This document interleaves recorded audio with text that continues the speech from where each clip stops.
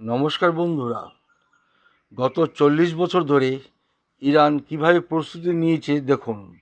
প্রথমে প্রতিটি মানুষকে শিক্ষিত করেছে এবং 95% বিশ্বের সর্বশ্রেষ্ঠ শিক্ষা ব্যবস্থা ওদের কাছে, এবং ওরা 95% মানুষের মধ্যে শিক্ষা পৌঁছে দিতে পেরেছে।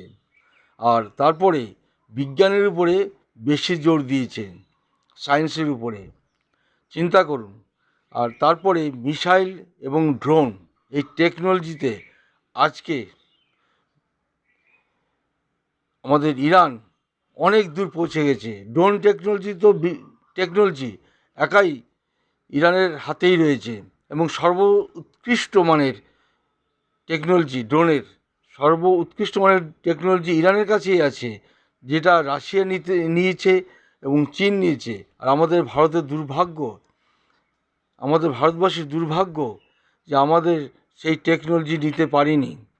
তার উপরে এই 40 বছরে প্রায় 2.5 থেকে 3 লাখ মিসাইল রেডি করে রেখেছে। কতটা প্রস্তুতি নিয়েছে সেটা ভাবুন। আর ভারতবর্ষের মিসাইল জানুন কটা আছে? 1000 খানেক, সব মিলিয়ে 200 100 মিলিয়ে 1000 খানেক মিসাইল।